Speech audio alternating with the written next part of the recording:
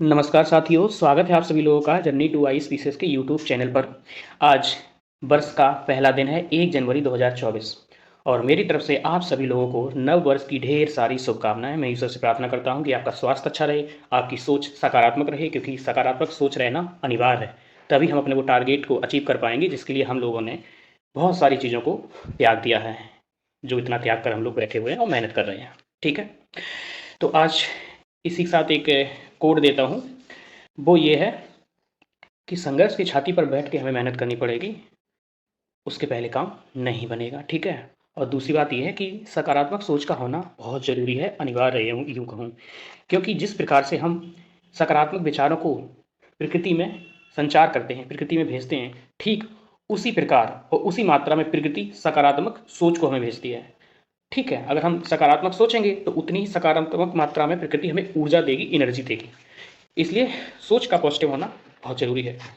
हम current affairs की class को आगे बढ़ा रहे हैं। अभी तक हमने 10 क्लास कंप्लीट करा दी हैं और ऑलमोस्ट आपकी जनवरी से लेकर के जुलाई तक की करंट अफेयर्स कवर होने वाली है आपकी। ठीक है, अभी मैं घर से थोड़ा बाहर हूँ, कुछ महत्वपूर्ण काम के लिए आया हूँ, इसलिए क्लास लेने में सक्षम नहीं था। इवन अभी भी तो बहुत ज़्यादा बिजी हूँ, इसलिए थोड़ा प्रयास कर रहा हूँ कि इस तरह से क्लास ले ली जाए। प्रॉपर बोर्ड पर तो नहीं ले पा रहा हूँ।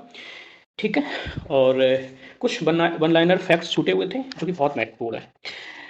मेनली मैं आपको ये बताना चाहता हूँ कि मैंने यूपी पीसीएस की बात करें या फिर R O, mainly UP PSC जो कमीशन है उसको एनालाइज किया है करंट अफेयर्स के पॉइंट ऑफ व्यू से। तो वहाँ पर पाया है, हमने देखा है कि पिछले 7 वर्षों के पेपर को एनालाइज किया है, तो पाया है कि 60 से 70% क्वेश्चन यूपी पीएससी बार बार कुछ टॉपिक से पूछता है, कुछ पर्टिकुलर टॉपिक से, और वही ये टॉपिक है जो मैं आपको कराने जा रहा हूँ। ठीक है, तो तैयार हो जाइए, अगले 20 से 25 मिनट में सारे आपके फैक्ट्स क्लियर हो जाएंगे। ठीक है, इसी प्रकार की 2-3 क्लास और होंगी, सारे फैक्ट क्लियर हो जाएंगे, फिर 2-3 क्लास और होंगी जिसमें करंट अफेयर जो छूटी हुई है वो सारी कवर हो जाएगी। चलिए शुरुआत करते हैं। आज की क्लास का पहला क्वेश्चन है, देखते हैं। वित्तीय अपराध पर निगरानी रखने वाली संस्था एफएटीएफ मार्च 2023 में किस देश की सदस्यता को निलंबित कर दिया है? तो आंसर हो जाएगा आपका रूस। एफएटीएफ आपको पता है ना, एफएटीएफ क्या है? FATF financial action task force, वित्तीय कार्यवाही और कार्यबल। ठीक है, इसकी स्थापना 1989 में होती है। ठीक है, ये मेनली 2 फील्ड में काम करता है। पहला है एक मनी लॉन्ड्रिंग को रोकना, मनी लॉन्ड्रिंग, और दूसरा है टेररिज्म को फाइनेंस करने वाली जो चीज़ें होती हैं उनको रोकना। 2 काम करता है मेनली। ठीक है, तो इसने अपनी मेंबरशिप से हटा दिया है, सस्पेंड कर दिया किसको? रसिया को। क्यों? क्योंकि यूक्रेन रसिया जब से वॉर चल रहा तभी सस्पेंड कर दिया था। ओके, दूसरा है वर्ष 2023 में क्रिप्टो, क्रिप्टो ठीक नहीं लगा इसको, केवल आपको पढ़ना है। ठीक है, क्रिप्टो को स्वीकार करने वाले बड़े देशों की सूची में भारत की रैंकिंग क्या है? भारत की रैंकिंग है 7वीं। इसका मतलब है कि विश्व के 7 बड़े देश अभी तक क्रिप्टो करेंसी को स्वीकार कर चुके हैं, ऑफिशियल अप्रूवल दे चुके हैं। राइट, अगला है 15 फरवरी 2023 को जारी टॉम ट्रैफिक इंडेक्स 2023 के अनुसार कौन सा भारतीय शहर दुनिया में ड्राइविंग के मामले में लंदन के बाद विश्व का दूसरा सबसे धीमा स्थान है? वो है आपका बेंगलुरु। मतलब क्या है इसका? इसका मतलब ये है कि जो टॉम है, टॉम एक संस्था है जो ट्रैफिक इंडेक्स जारी करती है। ये जारी करती है कि किस शहर की गति ज़्यादा है, मतलब ट्रैफिक ज़्यादा कहाँ है, कहाँ ज़्यादा कम ट्रैफिक है, कहाँ पर यात्रा बहुत जल्दी हो सकती है, क्योंकि अगर ट्रैफिक होगा ज़्यादा तो यात्रा में समय ज़्यादा लगेगा। दैट्स वाई कि सबसे पहले नंबर पे है लंदन। मतलब लंदन में आप कुछ किलोमीटर चलेंगे, 5-6 किलोमीटर चलेंगे तो आपको आधा घंटा लग सकता है। इसी प्रकार दूसरे नंबर पे दुनिया में आपका बेंगलुरु, जिसे सिलिकॉन वैली ऑफ इंडिया भी कहते हैं। राइट, कर्नाटक की कैपिटल। ओके, नेक्स्ट क्वेश्चन देखते हैं। यहाँ से क्वेश्चन पूछा जा चुका है। अगला है, हाल ही में भारत ने फ्रेंडशिप पाइपलाइन के माध्यम से किस देश को डीजल की आपूर्ति करने का निर्णय लिया है? अभी आपको पता है कि जब भी हम डीजल की बात करते हैं, पाइपलाइन की बात करते हैं, मुख्य नाम आते हैं आपका नेपाल आ जाएगा और कुछ भूटान आ जाएगा और मेनली बांग्लादेश ही आता है। ठीक है, तो बांग्लादेश के साथ वर्तमान में बांग्लादेश के साथ हमारे संबंध काफ़ी प्रगाढ़ है। शेख हसीना वहाँ की प्राइम मिनिस्टर है। ठीक है, तो फ्रेंडशिप पाइपलाइन के माध्यम से डीजल की आपूर्ति करेगा। अगला है, हाल ही में नाइट फ्रैंक द्वारा जारी वेल्थ रिपोर्ट 2023 में किसे विश्व का सबसे महंगा शहर घोषित किया गया? मोनाको। ठीक है, मोनाको एक देश भी है, एक सिटी भी है। ये है आपका यूरोप में पाया जाता है, बहुत छोटा सा है। ठीक है, रोम से थोड़ा ही बड़ा होगा, छोटा सा है। राइट, तो मोनाको विश्व का सबसे महंगा शहर है। इट मीन्स कि यहाँ पर रहना बहुत महंगा है। जैसे हम यहाँ पर रहते हैं, इसकी तुलना में 10 से 20 से 100 गुना ज़्यादा महंगाई वहाँ पर है। राइट, इतनी महंगी सामान मिलते हैं वहाँ पे। तो कौन सी रिपोर्ट? वेल्थ रिपोर्ट 2023 किसने जारी की? ये याद रखना है, नाइट फ्रैंक द्वारा जारी की गई। किसका स्थान पहले नंबर पे है? Monaco, right. अगला ये 28 फरवरी 2023 तक देश में कुल स्टार्टअप्स की संख्या हो गई 92,683। देखिए ये डेटा है 28 फरवरी 2023 का, राइट। और हमारा एग्जाम फरवरी में होने वाला है, तो अभी डेटा जो नया आएगा उस डेटे को आपको याद करना है, ठीक है। ये एक रफ आइडिया रख लीजिए कि हाँ इतने हमारे यहाँ स्टार्टअप हो चुके हैं। स्टार्टअप के मामले में हमारा देश काफ़ी प्रगति पर है जब से एनडीए गवर्नमेंट आई, राइट। ये इंपॉर्टेंट है। भारतीय मूल के वह अमेरिकी जिन्हें फरवरी 2023 में यूट्यूब का नया सीईओ नियुक्त किया गया, नील मोहन। ये बहुत इंपॉर्टेंट है परीक्षा के पॉइंट ऑफ व्यू से, और यहाँ से क्वेश्चन, जहाँ तक मेरा सेंस कह रहा है, यहाँ से क्वेश्चन आना ही आना है, ठीक है। नील मोहन, क्योंकि एक भारतीय को बनाया गया और वो भी यूट्यूब का बनाया गया है। यूट्यूब जो दुनिया में क्रांति कर दिया है, क्रांति ला दी है उसने, सीईओ बनाया गया, right, chief executive officer. IRCT ने किस बैंक के साथ भारत का सबसे पुरस्कृत सह ब्रांडेड क्रेडिट कार्ड लॉन्च किया है? सह ब्रांडेड क्रेडिट कार्ड लॉन्च किया है एचडीएफसी बैंक के साथ। किसने? आईआरसीटी ने, यानी कि आईआरसीटी ने एचडीएफसी के साथ ये क्रेडिट कार्ड लॉन्च किया। कौन? सह ब्रांडेड क्रेडिट कार्ड, सह branded credit card, right.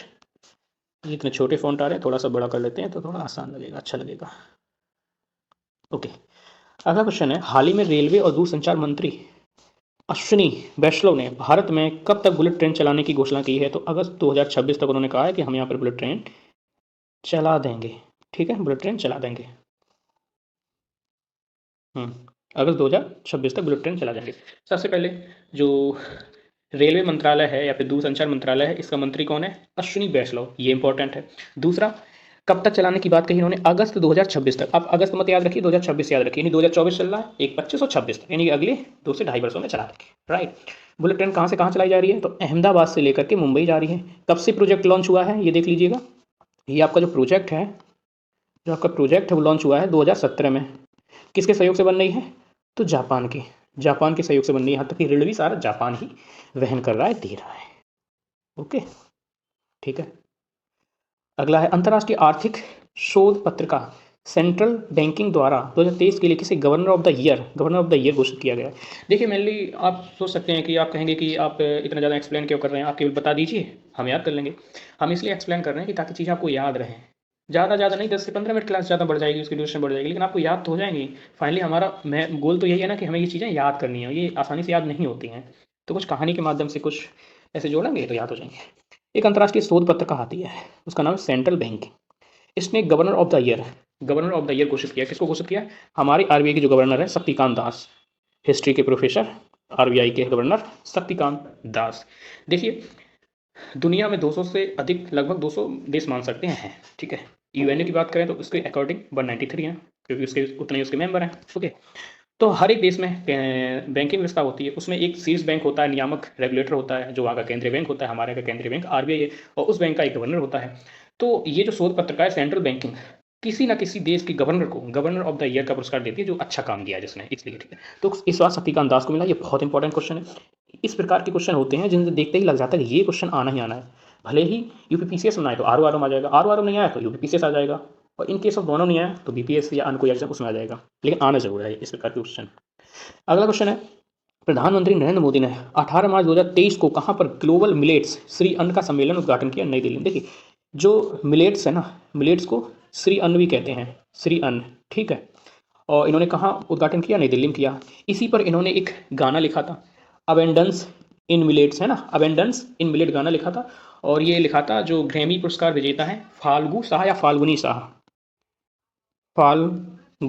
Shah के साथ ये गाना उन्होंने लिखा था। इस चीज को भी आपको ध्यान रखना है, ठीक है, ओके। अगला है, मार्च 2023 में भारतीय रेलवे द्वारा किस रेलवे स्टेशन पर अपनी तरह का पहला ट्रांस टी स्टॉल स्थापित किया गया है? ट्रांस टी स्टॉल स्थापित किया गुवाहाटी रेलवे स्टेशन। देख लीजिएगा, मेनली आपको पता है चाय का उत्पादन कहाँ ज़्यादा होता है? सबसे ज़्यादा उत्पादन होता है दार्जिलिंग क्षेत्र में, ठीक है। असम के क्षेत्र को उत्पादन होता है करीब 60 से 70% का, 80%। तो गुवाहाटी कहाँ है? गुवाहाटी भी वहीं पर है, ठीक है, असम में।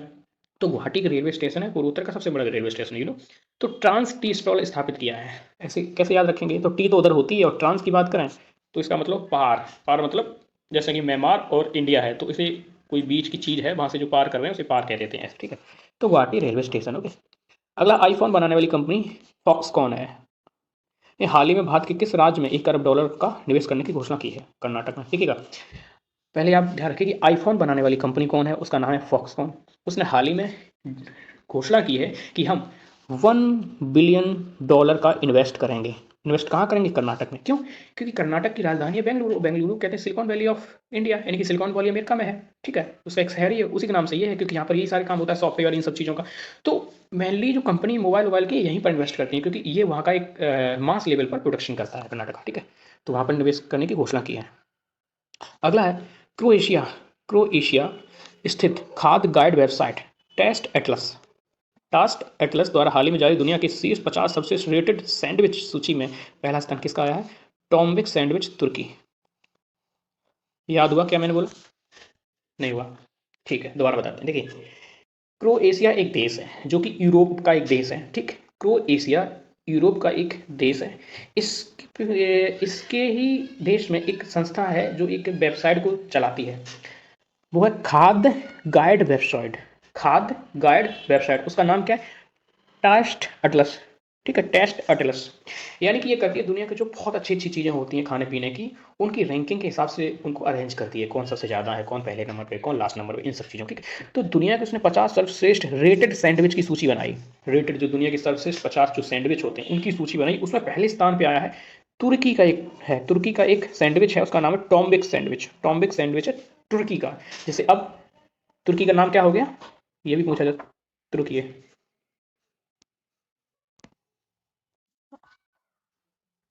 अगली अपनी खबर है, शीर्ष 50 सर्वश्रेष्ठ रेटेड सैंडविच की सूची में मुंबई का प्रसिद्ध स्ट्रीट फूड वड़ा पाव 13वें स्थान पर है। आपको पता ही है कि मुंबई बड़े पाव के लिए जाना जाता है, बड़ा पाव। ठीक है, तो 13वें स्थान पे आया है इसी सूची में। राइट, इसको भी याद रखना, ये पूछा जा सकता है क्वेश्चन हमारा, क्योंकि उसमें हमारा इंडिया का आया है। अगला, ये बहुत इंपॉर्टेंट क्वेश्चन है। लाडली बहना योजना, वह राज्य सरकार जिसने 5 मार्च को एक योजना लॉन्च की है, उसका नाम क्या है? लाडली बहना स्कीम। ठीक है, उसके तहत प्रत्येक महिला को 1,000 रुपये की राशि प्रतिमाह दी जाएगी। किसने किया है? मध्य प्रदेश ने किया है।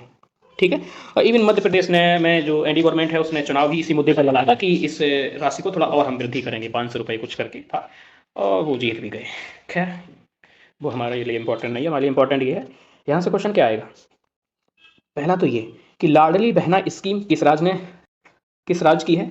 तो वह मध्य प्रदेश, सबसे ज़्यादा इंपॉर्टेंट। और दूसरा, अगर अगर पूछा, हालांकि अगर क्वेश्चन आएगा तो इतना ही पूछेगा, अगर दूसरा पूछा तो उसकी राशि और पूछी जा सकती है, वो होगा 1,000 रुपये। ठीक है, साथ ही साथ आपके मेंस के पॉइंट ऑफ व्यू से भी इसको लिख सकते हैं। जैसे जैसे जब भी वंचित तबकों का कोई टॉपिक आएगा उसमें आप लिख सकते हैं कि 1,000 रुपये, या फिर जो वित्तीय समावेशन की बात हो, है ना, ये सारी चीज़ें हों, या फिर सामाजिक सुरक्षा की बात हो, वहाँ पर आप इसको मेंशन कर सकते हैं। अगला है, 16 से 18 फरवरी 2023 तक मुंबई में आयोजित द पल्स कॉन्क्लेव 2023 का इस वर्ष का विषय क्या था? द पल्स कॉन्क्लेव, पल्स क्या होती हैं? Pulse, PULS, pulse. पल्स यानी कि दाल है, तो यानी कि दालों के ऊपर कॉन्क्लेव हुआ था। कहाँ पर हुआ था? मुंबई में आयोजित हुआ था। तो उसका जो वर्ष का विषय था, थीम थी, वो थी दलहन क्षेत्र की स्थिरता।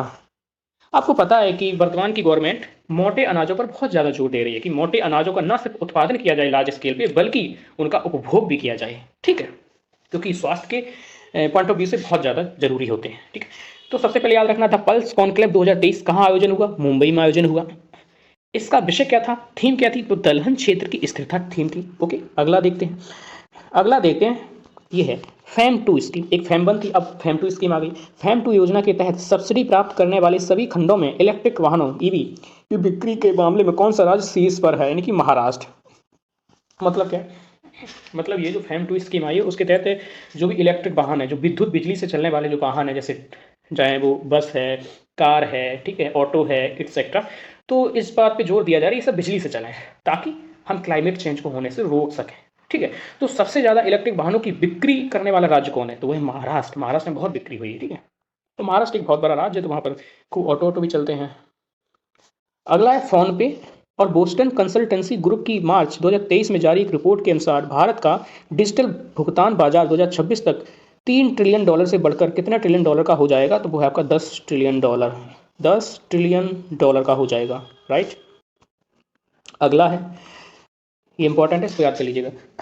सिटी इंडेक्स 2023, सिटी इंडेक्स 2023 की एक नई international women's day study report, यानी कि सिटी इंडेक्स 2023, इसने एक रिपोर्ट जारी की है। उस रिपोर्ट का नाम है international women day study, international women day study, यानी कि महिलाओं पर। जहां महिला अरबपतियों की सूची में अमेरिका शीर्ष पर है, वहीं भारत की महिला इस सूची में किस स्थान पे है? 5वें स्थान पे है। आपको क्या याद रखना? आपको याद रखना है सिटी बैंक। सिटी बैंक ने 2023 में एक रिपोर्ट जारी की। उस रिपोर्ट का नाम है international women's day study report, ठीक है। इसके अकॉर्डिंग जो यूएसए है, वहाँ पर महिला अरबपतियों के मामले में वो पहले स्थान पे है। और भारत की बात करें, इंडिया की बात करें, तो वो कितने स्थान पे? वो 5वें स्थान पे है। ये 4-5 फैक्ट हैं, आपको याद रखने हैं। ये बहुत इंपॉर्टेंट क्वेश्चन, क्योंकि महिलाओं को लेकर पूछा गया है, तो स्वाभाविक सी बात है ऐसे क्वेश्चन आते हैं, यही तो क्वेश्चन आते हैं। तो यही स्मार्टनेस होती है कि हम पहले ही सोच लें कि कौन क्वेश्चन आएगा, कौन नहीं आ सकता है, ठीक है। क्योंकि सारे क्वेश्चन याद रखना नामुमकिन है। भारत की G20 प्रेसिडेंसी के तहत पहली लेबर बैठक कहाँ पर हुई थी? वो हुई थी अमृतसर, पंजाब में। ये आप देख लीजिए, ये इंपॉर्टेंट नहीं है, क्योंकि G20 से लास्ट ईयर भी क्वेश्चन पूछा गया था, बहुत सिंपल। ये बहुत इंपॉर्टेंट क्वेश्चन है, ये तो आएगा ही आएगा। परमेश्वरन अय्यर अभी क्या थे? अभी सीईओ थे किसके? नीति आयोग के, ठीक है। नीति आयोग के सीईओ थे परमेश्वरन अय्यर। उनकी जगह पर किसको बना दिया गया है? BBR सुब्रमण्यम, BBR सुब्रमण्यम, ठीक है। तो इसमें क्या है? परमेश्वरन अय्यर की जगह किस पूर्व IAS अधिकारी को फरवरी 2023 में नीति आयोग का मुख्य कार्यकारी अधिकारी नियुक्त किया गया? BBR सुब्रमण्यम अय्यर, ठीक है। ये बहुत इंपॉर्टेंट क्वेश्चन है, बहुत ज़्यादा इंपॉर्टेंट क्वेश्चन है ये तो याद रखना ही है आपको। अगला ये भी बहुत इंपॉर्टेंट क्वेश्चन है। भारत के यूनिफाइड पेमेंट सिस्टम यूपीआई की बात हो रही है, और किस देश के पेनाड के बीच क्रॉस बॉर्डर कनेक्टिविटी को 2023 में लॉन्च किया गया? वो सिंगापुर। यानी कि हमारा यूनिफाइड पेमेंट इंटरफेस यूपीआई और एक है पेनाड, इन दोनों ने एग्रीमेंट किया है। तो ये पेनाड कहाँ का है? तो ये है आपका सिंगापुर का, ठीक है, सिंगापुर, ठीक है। नेक्स्ट क्वेश्चन ये इस प्रकार से है आपका। 13 मार्च 2023 को आरबीआई द्वारा इंफ्रास्ट्रक्चर फाइनेंस कंपनी का दर्जा प्रदान किया गया भारतीय अक्षय ऊर्जा विकास एजेंसी, तो क्या कहेंगे? Indian renewable energy development agency, यानी कि IRDA। आरबीआई, पहले याद क्या रखना है कि इंफ्रास्ट्रक्चर फाइनेंस कंपनी का दर्जा किसे दिया गया है? IRDA को दिया गया है। किसने दिया गया है? आरबीआई ने दिया है, भारतीय रिजर्व बैंक ने दिया है, अगला क्वेश्चन है, मार्च 2023 में जारी दुनिया के शीर्ष 10 सशक्त दूरसंचार ब्रांडों की सूची में कौन सी भारतीय दूरसंचार कंपनी दूसरे स्थान पे है? तो रिलायंस जियो नहीं है, ये रिलायंस जियो है, ठीक है, रिलायंस जियो। अगला क्वेश्चन है, ये काफ़ी अच्छा क्वेश्चन है और परीक्षा में आने की भी संभावना अच्छी है। हाल ही में एक्सिस बैंक ने किस बैंक के साथ भारतीय उपभोक्ता कारोबार का अधिग्रहण किया है? किस बैंक के साथ नहीं, किस बैंक के। इसका मतलब ये है, पहले इसका आंसर देखो है सिटी बैंक। मतलब क्या था? सिटी बैंक क्या करता था? भारतीय उपभोक्ता कारोबार एक चलाया करता था, यानी कि एक उसका एक सब्सिडरी था बैंक, जो भारतीय उपभोक्ता कारोबार करके बिजनेस चला रहा था अपना। लेकिन ये चला गया थोड़ा घाटे में सिटी बैंक का, तो एक्सिस बैंक ने इसका क्या कर लिया है? अधिग्रहण कर लिया, यानी कि उसने इसको अपने मिला लिया, खरीद लिया, ऐसे समझ सकते हैं आप, ठीक है। तो एक्सिस बैंक ने अधिग्रहण किया किसका? भारतीय उपभोक्ता कारोबार का। और ये कौन चला रहा था? City bank. एक्सिस बैंक वर्तमान में काफ़ी अच्छा बैंक है और बहुत अच्छा ग्रोथ कर रहा है, ठीक है। अगला है, फरवरी 2023 में कितना रिकॉर्ड जीएसटी का कलेक्शन किया गया? तो 1.5 लाख करोड़, बताइए। 1.5 लाख करोड़ पार कर चुका है हमारा जीएसटी कलेक्शन मंथली। तो ये फरवरी का डेटा है। अब हमारे जो एग्जाम है, फरवरी में एग्जाम होगा तो जनवरी का पूछा जा सकता है, ठीक है। मार्च में एग्जाम है तो फरवरी या जनवरी का पूछा जा सकता है। हालांकि ये तो नहीं पूछेगा, लेकिन एक मोटा मोटा आप याद रखना कि इतना हो चुका है। उड़ीसा की वे 3 जिले जहाँ हाल ही में सोने के भंडार खोजे गए, देवगढ़, क्योंझर, मयूरभंज। देवगढ़, क्योंझर, मयूरभंज। मयूरभंज क्यों इंपॉर्टेंट है? यहाँ की कुछ खासियत हो तो आप हमें कमेंट करके बताइए क्यों मयूरभंज इंपॉर्टेंट है, ओके। इसी प्रकार एक क्वेश्चन था कि अभी हाल ही में लिथियम के भंडार कहाँ खोजे गए। तो आपने देखा था कि लिथियम के भंडार, एक इंपॉर्टेंट क्वेश्चन मैं पढ़ा भी चुका हूँ प्रीवियस क्लास में। एक है आपका जम्मू एंड कश्मीर और एक है आपका राजस्थान, ठीक है। इन दोनों जगह पर लिथियम के भंडार खोजे गए। हर पेमेंट डिजिटल मिशन लॉन्च किया आरबीआई ने। देखिए यहाँ तो कैसे करेंगे? पेमेंट कैसा एक वित्तीय मामला है, एक फाइनेंशियल मामला है, ठीक है। और फाइनेंस की जब बात होती है, जब रुपया पैसा की बात होती है, तो कौन याद आएगा आपको? 2 ही चीज़ें याद आएंगी, या तो वित्त मंत्रालय या फिर आरबीआई। तो यहाँ पे याद रखना है कि आरबीआई है यहाँ पे, ठीक है, क्योंकि रुपया का डायरेक्टली पेमेंट का लेन देन आरबीआई के ही उसमें होता है, ठीक है, निगरानी में। तो हर पेमेंट डिजिटल हो, आरबीआई ने लॉन्च किया मिशन। अगला है, 6 मार्च 2023 को 5वां आसियान भारत व्यापार शिखर सम्मेलन 2023 का आयोजन किया गया कुआलालंपुर में। क्वालालंपुर। आप ये बताइए कि क्वालालंपुर किस देश की कैपिटल है, किस देश की राजधानी है, आपको ये बताना है कमेंट सेक्शन में, ठीक है। याद क्या रखना है, आसियान भारत व्यापार शिखर सम्मेलन 2000 आयोजित हुआ कहाँ पर, कोलालमपुर में। कौन सा संस्करण था, 5वां था, ठीक है। अगला है, किस राज्य में भारत का पहला एग्री चैटबॉट अमाकुरशाई लॉन्च किया गया, उड़ीसा में, ठीक है। याद रखा ना, अमाकुरशाई, कुरशाई कहाँ लॉन्च किया गया, उड़ीसा में। एग्री चैटबॉट यानी कृषि संबंधित है, कैसे याद रखें, कुरुसाई यानी कि यहाँ से निकल नहीं रहा है, कुरसाई यानी कि कृषि, कृषि कुरसाई, ठीक है, तो कृषि से संबंधित है। आ लगा है तो उड़ीसा, इस हिसाब से आप याद रख सकते हैं। उड़ीसा एक और मामले में काफ़ी इंपॉर्टेंट रहा है, उसका उड़ीसा का जगा मिशन, जो झुग्गी मुक्त राज्य बन गया देश का पहला, जगा मिशन। उसको एक अवार्ड भी मिला था, वो अवार्ड का नाम क्या है, वो कमेंट सेक्शन बताएं आप। देखिए, आप इस तरह से बताएंगे, आप खोज करेंगे तो आपकी करंट अफेयर बहुत मजबूत हो जाएगी। हाल ही में आयोजित दुनिया का सबसे बड़ा पर्यटन व्यापार शो ITV बर्लिन 2023 का भागीदार देश रहा है जॉर्जिया, ठीक है। हाल ही में आयोजित दुनिया का सबसे बड़ा पर्यटन व्यापार शो, ठीक है, इसे कह सकते हैं कि इंटरनेशनल टूरिज्म बिजनेस बर्लिन में हुआ 2023, बर्लिन, ये जॉर्जिया में हुआ। अगला क्वेश्चन है, ये देखिए, मार्च 2023 में केंद्रीय वित्त मंत्रालय ने क्रिप्टो मुद्रा या फिर वर्चुअल संपत्ति व्यापार पर कौन सा कानून लागू करने की अधिसूचना जारी की है, धन शोधन अधिनियम, मनी लॉन्ड्रिंग एक्ट 2002, ठीक है, मनी लॉन्ड्रिंग एक्ट 2002, ठीक है। कैसे याद रखना है, पहला क्रिप्टो करेंसी की बात हो रही। क्रिप्टो करेंसी एक वर्चुअल संपत्ति होती है, मतलब आप हाथ में उसको पकड़ कर छू नहीं सकते हैं, ठीक है, महसूस नहीं कर सकते, बस मोबाइल में देख सकते हैं उसको कि हाँ कुछ है मेरे पास। तो क्रिप्टो करेंसी है, एक मुद्रा है, तो वर्चुअल संपत्ति होती है। तो उस पर एक कानून लागू किया है, कौन सा लागू किया है, धन शोधन अधिनियम 2002, ठीक है। और मनी लॉन्ड्रिंग ये सब बात हुई रुपया पैसा की, काले धन की, तो ये कौन काम करेगा रुपया पैसा की बात, तो वित्त मंत्रालय करेगा, इस हिसाब से आप याद रखिए। अगला SCO की मार्च 2023 में, SCO मार्च में 2023 में एक रिपोर्ट के अनुसार भारत की वार्षिक प्रतिविधि आय 2014 और 15 की तुलना में चालू कीमतों पर दोगुनी होकर 2022-23 में अनुमानित है, कितनी है, 1,72,000 रुपये। मतलब SCO नहीं है, NSO है, ठीक है, NSO है, NSO। तो NSO की रिपोर्ट है 2023 की।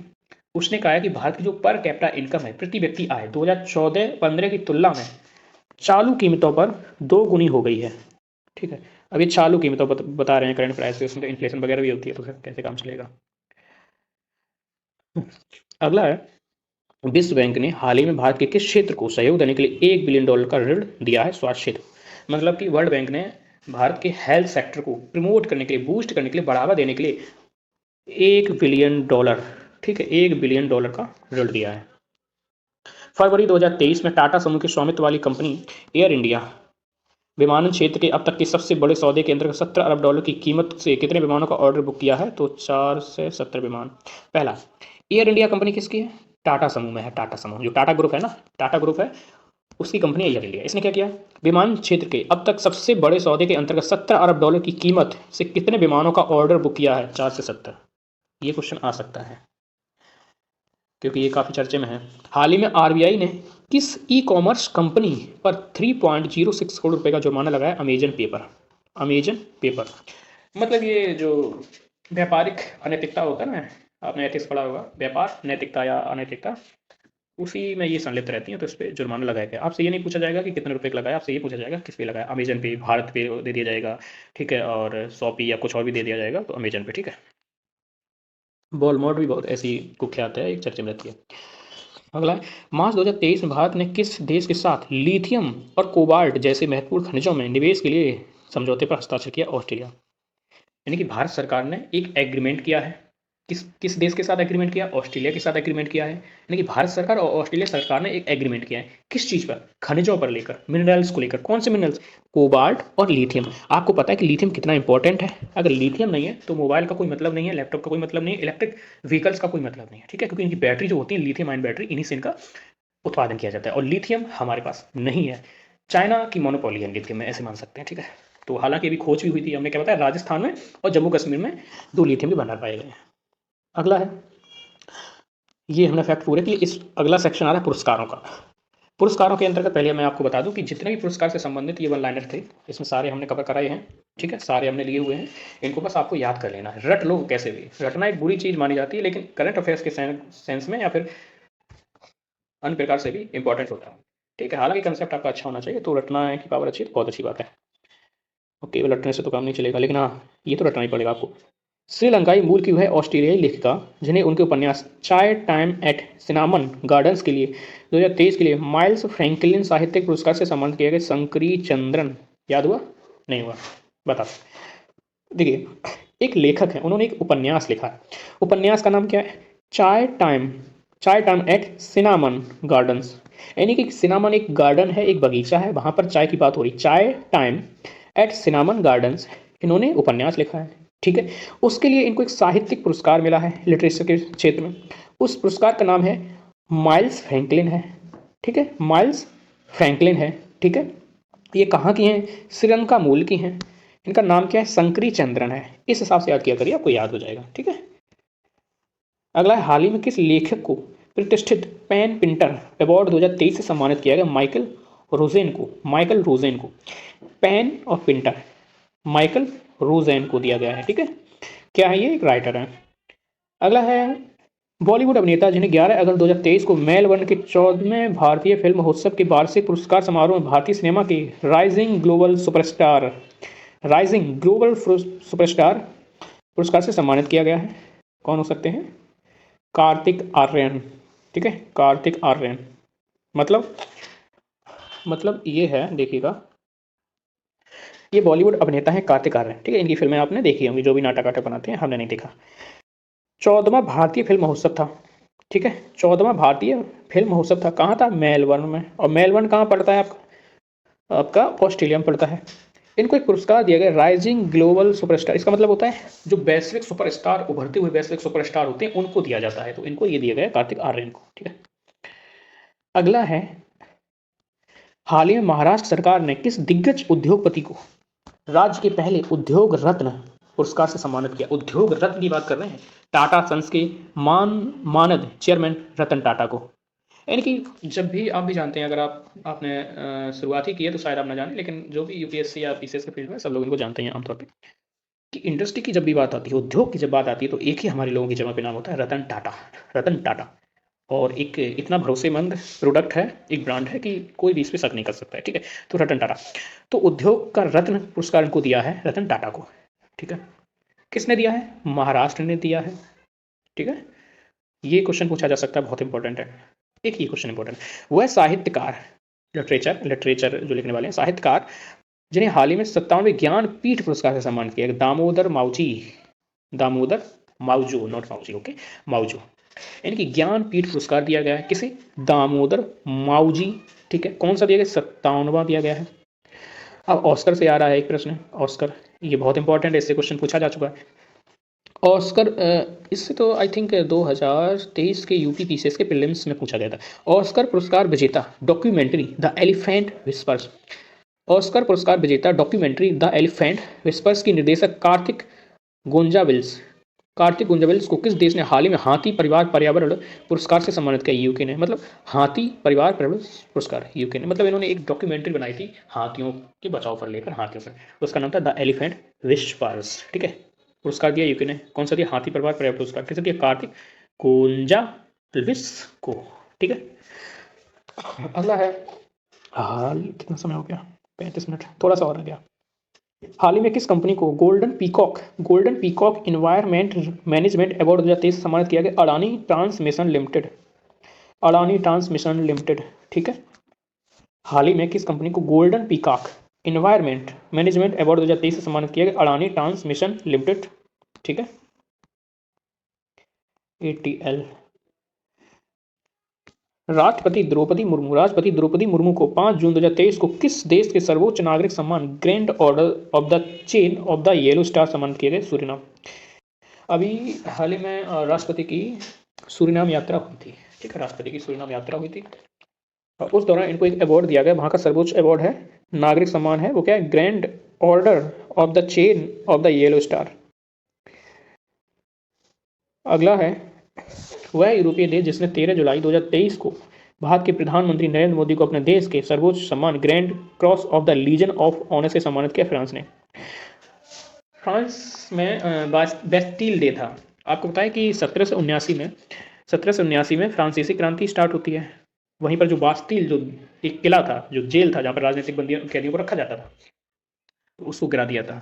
और जनता ने उसकी एक भी ईंट नहीं छोड़ी थी। ठीक है, लोगों ने उसको रखा था, बेचा था ईंटों को तक। तो क्रांति की शुरुआत हो गई थी। तो उसी दिन को मनाया जाता है बेस्टिल डे, बास्तिल दिवस। ठीक है, तो मोदी जी को बुलाया गया था, तो उनको सम्मान दिया गया है, देश का सर्वोच्च सम्मान है Grand Cross of the Legion of the Honour. Grand Cross of the Legion of the honour.